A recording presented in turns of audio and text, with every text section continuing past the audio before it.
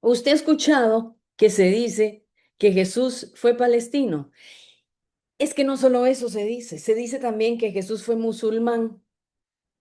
¿Cómo? ¿Cómo? ¿Pero dónde se dice eso? Bueno, en el año 2013, Mahmoud Abbas, el 21 de diciembre, el presidente de la Autoridad Palestina, él afirmó que Jesús era un mensajero palestino que se convertiría a una luz que guiaría a millones. También, de acuerdo al Palestina Watch, Taufik Tirawi, el líder palestino, que es miembro del Comité Central de Fatah, dijo en algún momento, esta es una bendita Navidad, el cumpleaños de nuestro Señor Jesús el Mesías. No sé por qué dijo el Mesías, porque el Mesías es de los judíos, y dice, el primer palestino y el primer shahid o mártir islámico. También dijo que los profetas eran todos de la misma religión, el Islam, y que Jesús nació en esta tierra, o sea, Palestina, y que se sabe que nació en Belén, que también vivió en Nazaret y se mudó a Jerusalén y entonces fue palestino por excelencia.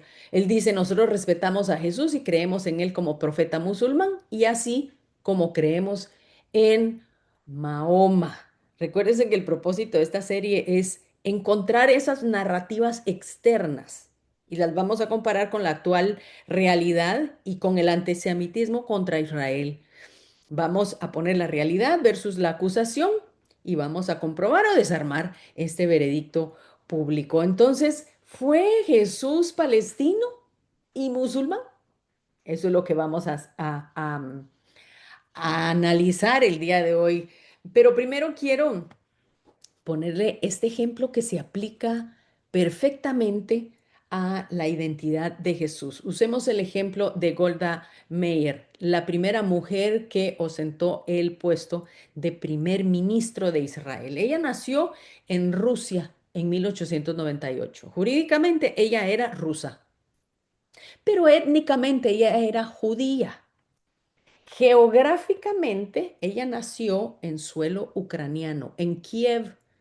Sin embargo, ella no se le llama que sea ucraniana porque ella no tenía pasaporte ni nacionalidad ucraniana porque Ucrania no había existido y no era una república independiente en ese momento. Cuando ella decide vivir en la tierra de Israel, bajo, bajo el mandato británico de Palestina, su pasaporte pues fue palestino, pero ella era judía. Y aunque haya nacido en la Ucrania de hoy, ella nunca fue ni será ucraniana, porque Ucrania no existía en 1898, así de sencillo. Este enredo se parece mucho al de Jesús, como le mencioné, porque Jesús nació en un lugar que se cambió, entre comillas, a nombre Palestina 100 años después de que él murió. Entonces, dada esta acusación, voy a presentarles una defensa de tres perspectivas y luego quiero hacerle también tres preguntas para meditar. Y al final vamos a dar un veredicto. Quiero que usted lo medite primero y le traigo la perspectiva geográfica. La Palestina de hoy comprende de dos áreas, Gaza y Cisjordania. En la Palestina de tiempos bíblicos, esta área se llamaba Gaza y Judea y Samaria. Gaza y Judea y Samaria estaban en Canaán. Canaán fue la promesa de Dios para Abraham, o sea, la tierra prometida. Estas eran áreas geográficas dentro de Canaán. Gaza, Judea y Samaria eran nada más áreas, no eran naciones y tampoco se llamaban Palestina, porque Palestina nunca ha sido un área geográfica dentro de la tierra de Israel. Entonces, ¿de dónde salió Palestina? Bueno, Palestina se deriva del nombre filisteo, los enemigos de Israel. Los que vivían en Gaza sí eran filisteos. Ellos originalmente eran marineros, eran conocidos como hombres de mar o pueblos de mar. Eran descendientes de los griegos, o sea, ellos venían del mar Egeo. Esto incluía también las islas de Creta, unas zonas de Grecia Chipre y Anatolia. Y ellos establecen en esta costa actual, la actual franja de Gaza. Ellos fundaron en Gaza una pentápolis filistea, o sea, 5 ciudades llamadas Ecrón, Asdod, Ascalón, Gat y Gaza. Pero ni ellos mismos, llamándose filisteos, le llamaron a esa área Palestina. Entonces, ¿dónde están ahora los filisteos? ¿Son los actuales palestinos? Pues los filisteos como tal ya no existen. Ya habían desaparecido como pueblo 600 años antes de Cristo. ¿Cuándo desaparecieron? Cuando ellos fueron llevados cautivos a Babilonia, cuando Babilonia conquista la zona. La mayor parte de la población fue llevada cautiva a Babilonia. Unos fueron asimilados, así como fueron llevados los judíos. Recuerda que los judíos también fueron llevados cautivos a Babilonia. Se fueron quedando, pero la única diferencia es que los judíos sí volvieron 70 años después a Jerusalén de ese cautiverio babilónico. Los filisteos no volvieron, pues lo más probable es que hayan sido asimilados. Para el siglo V antes de Cristo ya no habían registros históricos de los filisteos, tampoco arqueológicos. Nunca se identificaban en ese tiempo ya como un grupo étnico o político independiente. Entonces, ¿qué pasó con los pueblos que moraban en Canaán, la tierra prometida? Ya no existen tampoco. Estos fueron asimilados y ahora en su mayoría se podría decir que son árabes. Pero, ¿qué enseñan realmente en Palestina? Vea, los libros de texto del sistema educativo de Palestina, de la autoridad palestina, ellos enseñan que su descendencia viene de los cananeos, que fueron los primeros habitantes legítimos de la región en este tiempo antiguo. Entonces, se ha comprobado que el ADN de los palestinos son parte árabes y parte cananeos, pero sabe que también tienen un porcentaje judío, pero no son filisteos, no tienen ADN filisteo, de filisteo. El número dos, la perspectiva del nombre, y aquí es donde muchos se enredan y dicen, pero ¿qué fue lo que pasó? ¿Por qué es que el nombre de Palestina aparece de repente? En tiempos de Jesús, este territorio estaba bajo la ocupación del Imperio Romano. Se conocía principalmente como Judea o, esta era el nombre oficial de la provincia romana, o geográficamente también se conocía como la tierra de Israel, y estaba dividida en 3 regiones principales: Galilea, Samaria y Judea. Roma no tuvo ningún problema con dejarle el nombre de Judea, y de este nombre se deriva la palabra judío. Entonces, ¿cómo y a quién fue el que le cambió el nombre a Palestina? Pues el culpable de este enredo fue el emperador Adriano. Él le cambia el nombre oficialmente a Siria Palestina en el año 135 después de Cristo. Calcule que eso es casi 100 años después de Jesús. Un siglo. Y el motivo fue porque trataron de sofocar una revuelta, la que se conoce como la revuelta de Bar Kokhba, que fue una tremenda insurrección de los judíos contra el dominio de Roma. Entonces, muchos historiadores coinciden que el Imperio Romano lo que hizo fue que cambió, digamos, el nombre de la provincia de Judea, le cambia el nombre como una medida de castigo y de represalia contra los judíos. Como dicen por ahí, le pusieron limón a la llaga. El propósito principal fue borrarle esta identidad judía a la región y romper ese vínculo histórico de su pueblo con su tierra natal. Así que para asignarle un nuevo nombre, pues se juntan y empiezan a meditar, y ellos recurren a la designación geográfica y hacen una referencia a los filisteos, Palestina. Porque como estos habían sido unos enemigos históricos, los más conocidos del antiguo pueblo de Israel, su uso tuvo esa carga simbólica y punitiva. Y les prohibieron no solo eso, sino que les cambiaron el nombre, sino que también les prohibieron entrar a la ciudad a los judíos. Imagínense, era como una bofetada. Aparte también hay algo interesante porque el nombre Palestina no es un nombre árabe, es un nombre, o sea, ¿por qué? Bueno, em, el idioma árabe como tal no tiene la letra ni el fonema P de la letra P. Por eso cuando los nativos tienen que usar la P, la cambian por una B. Digamos, si ellos quieren decir Pepsi, dicen Bepsi. Palestina, por otro lado, se deriva del latín Palaestina o del griego Palaistine, pero no es una palabra netamente árabe. Los árabes entonces a la hora de mencionar Palestina dicen Filastín o Falastín. ¿Y sabe cuál es la razón por la cual se ha querido borrar el nombre de Israel del mapa? Cuando dicen del río al mar, todo Palestina será libre. El Salmo 83 ya lo había anunciado.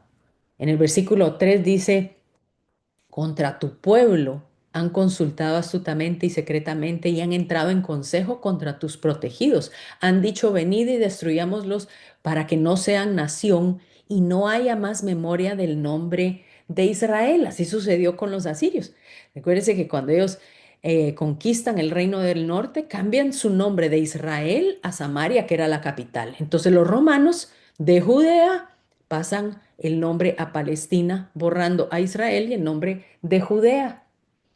Jesús, a diferencia de lo que se dice que fue palestino, más bien fue un hombre pobre en Medio Oriente y él vivió bajo una ocupación, pero no la ocupación israelita, como dice la retórica. Lo hizo bajo la ocupación del Imperio Romano. El Imperio Romano ejerció dominio sobre los judíos durante casi 7 siglos. Entonces, la perspectiva bíblica, número 3, que creo que es la más importante, de Judea, de donde viene la palabra judío, como mencionamos, era un nombre o un área geográfica donde se encontraba Jerusalén, la capital del reino del sur. En Lucas leemos, Lucas 1:32, leemos lo que el ángel le dice a María antes de que ella quede embarazada.